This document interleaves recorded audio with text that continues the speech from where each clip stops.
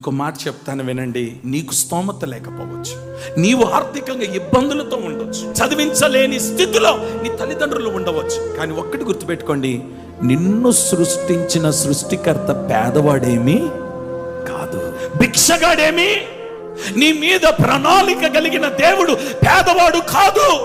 నీ మీద ఒక ఉద్దేశం కలిగిన దేవుడు పేదవాడు కాదు.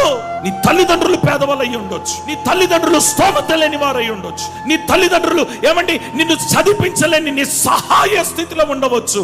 నేను ప్రకటిస్తున్న దేవుడు తన గుప్పిళ్ళు విప్పితే చాలు, ప్రచండమైన వర్షమును కురిపించినట్లుగా నీ కోరికలను నా దేవుడు తీర్చునుగాక. ఇల్లు కట్టుకోవాలని కోరికుందా? ఈ సంవత్సరం ఇల్లు కట్టుకోవడానికి తన గుప్పిళ్ళు విప్పబోతున్నాడు.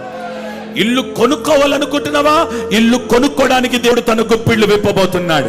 నీ పిల్లలను చదివించాలనుకుంటున్నావా? చదువులకు కావలసిన గుప్పిళ్ళు దేవుడు విప్పబోతున్నాడు. నీ అప్పులు తీరాలని కోరుకుంటున్నావా? నీ కోరికను దేవుడు తీర్చడానికి గుప్పిళ్ళు విప్పబోతున్నాడు. వ్యాపారం ప్రారంభించాలనుకుంటున్నావా? వ్యాపార విషయంలో దేవుడు తన గుప్పిళ్ళు విప్పబోతున్నాడు. నీ కుటుంబ పరిస్థితులు చూసి నీతో మాట్లాడుతున్నాడు, నీ పిల్లల పరిస్థితులు చూసి నీతో మాట్లాడుతున్నాడు. ఇంకా మంచి రోజులు ఎప్పుడు వస్తాయా, మంచి రోజులు ఎప్పుడు వస్తాయా అని ఎదురు చూస్తున్నావే. ఈ రోజు నువ్వు ఏ కోరికైతే నువ్వు కోరుకుంటున్నావో నా యేసయ్య గుప్పిళ్ళు విప్పునుగాక.